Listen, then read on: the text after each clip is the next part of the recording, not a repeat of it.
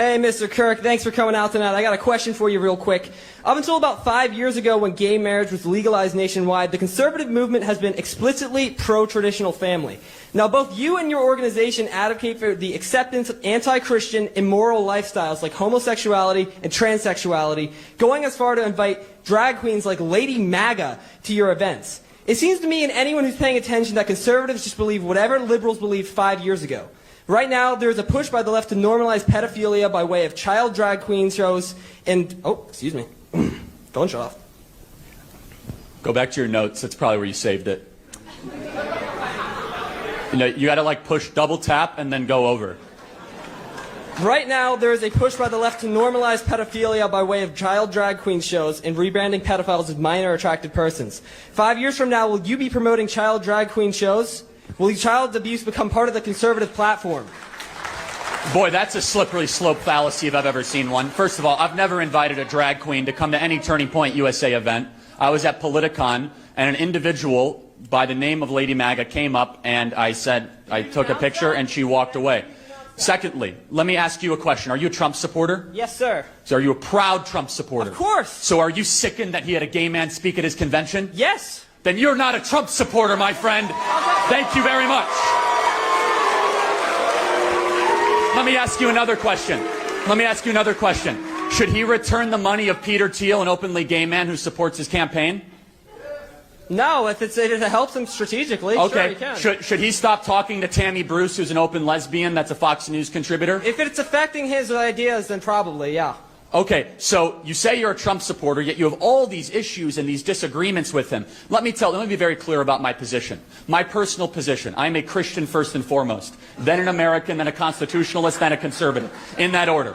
I believe marriage, biblically, if we want to have a biblical and theological discussion, as articulated in the greatest book ever to exist in the history of the world, the Holy Bible.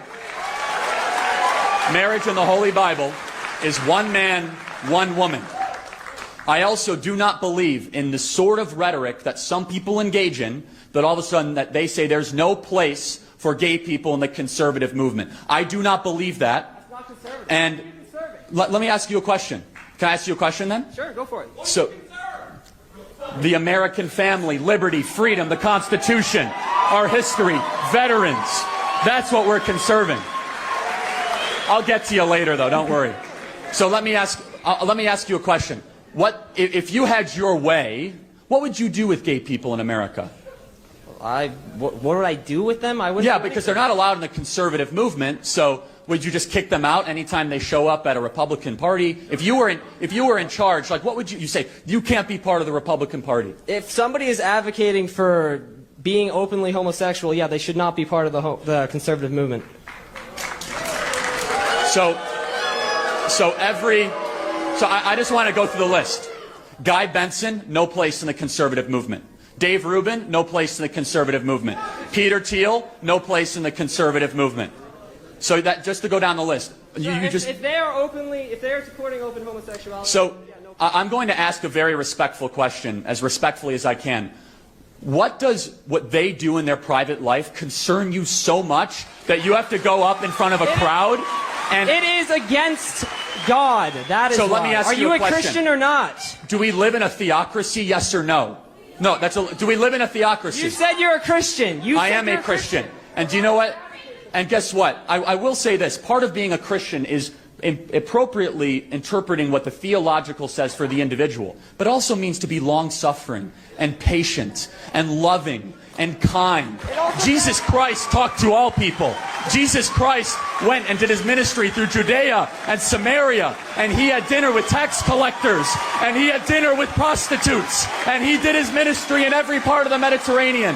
What it means to be a Christian, my friend, is to be open-minded but firm in your beliefs, so you can have that belief.